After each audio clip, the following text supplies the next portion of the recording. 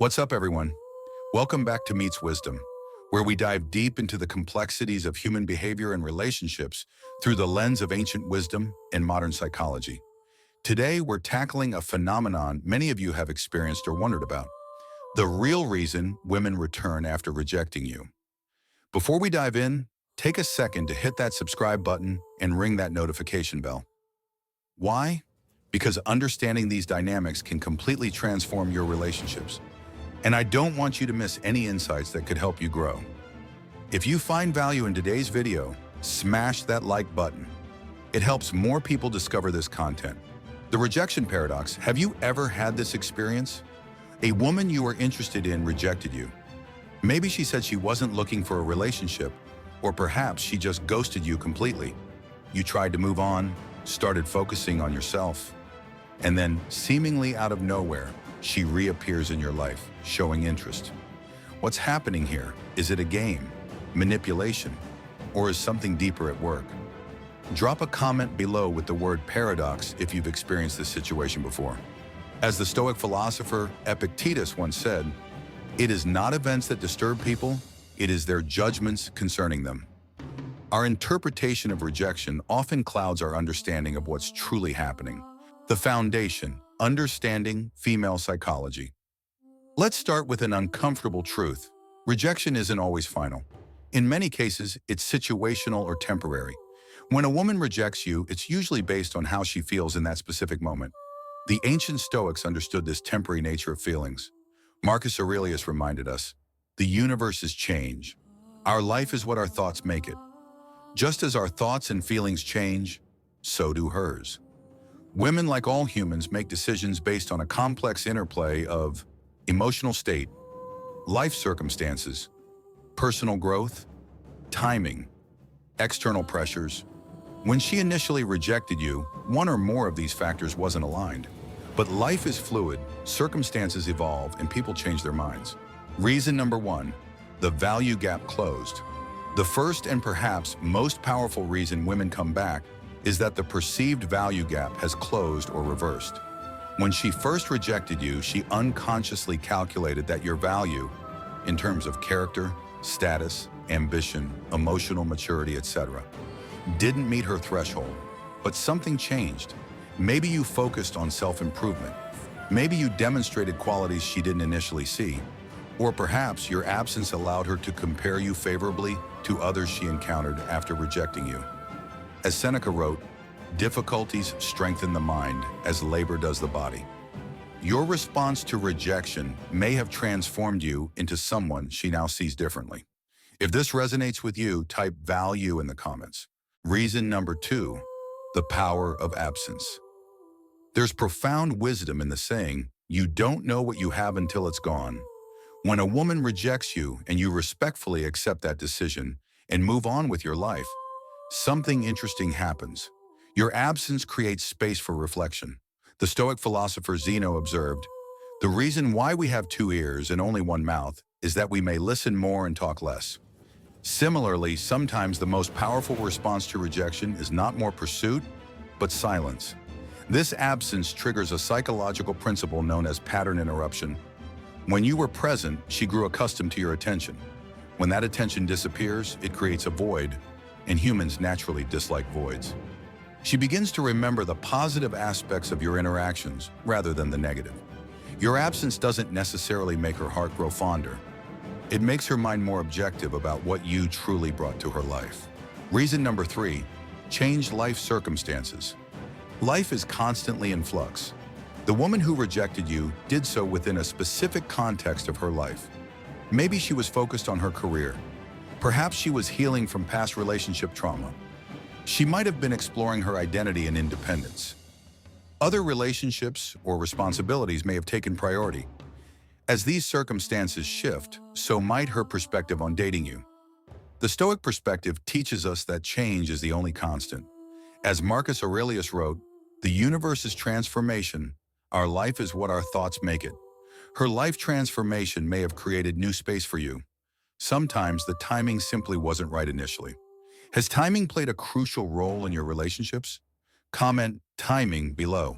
Reason number four: Emotional growth and maturity. Personal growth doesn't follow a straight line. It's filled with missteps, reconsiderations, and new understandings.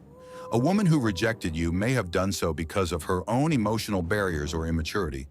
As she grows, she may recognize her fear of vulnerability was preventing connection. She judged you based on superficial qualities. Her expectations were unrealistic. She projected past relationship issues onto you. As Epictetus wisely stated, first say to yourself what you would be, and then do what you have to do. Her journey of becoming who she truly wants to be might lead her back to you. Reason number 5, the contrast effect. Here's a powerful psychological insight. Humans judge experiences not in isolation, but in comparison. After rejecting you, she likely dated or interacted with other men. These experiences served as contrast to what she experienced with you. Perhaps these men didn't listen as well as you did, lacked your emotional depth, weren't as reliable or trustworthy, didn't challenge her intellectually, didn't make her feel as valued. The Stoic philosopher Musonius Rufus taught, "We have 2 ears and 1 mouth so that we can listen twice as much as we speak." Your ability to truly listen and understand her might shine especially bright compared to others who came after you. The contrast effect can be powerful enough to completely reframe how she sees your previous interaction, making her reconsider her rejection. How you responded to rejection matters now. Here's where things get really interesting. How you responded to her rejection is often the determining factor in whether she comes back. Did you accept it with dignity and respect? Continue to improve yourself? Maintain appropriate boundaries? Avoid displays of desperation or anger? Live a fulfilling life regardless of her decision? If so, you demonstrated the Stoic virtue of apatheia, not indifference, but emotional resilience in the face of external circumstances. Epictetus reminds us, make the best use of what is in your power and take the rest as it happens. You can't control her decision to reject you, but you can control how you respond. Women are naturally attracted to emotional stability and resilience. By responding to rejection with maturity, you may have inadvertently increased your attractiveness. Type resilience in the comments if you've experienced growth through rejection. Warning signs. When her return isn't healthy. Now, an important caveat. Not all returns are created equal. Be mindful of these warning signs. 1. She's returned multiple times after rejecting you. 2. She only shows interest when you're moving on or dating someone else. 3. Her interest seems contingent on what you can provide materially. 4. She hasn't addressed the core issues that led to the rejection. As Seneca cautioned, the greatest remedy for anger is delay. Take time to assess her return with a clear mind. Don't jump back in without reflection. How to handle her return. The Stoic approach. If she does come back, how should you respond? Here's the Stoic way. 1. Practice equanimity. Don't oscillate between extreme excitement and suspicion. Maintain emotional balance. 2.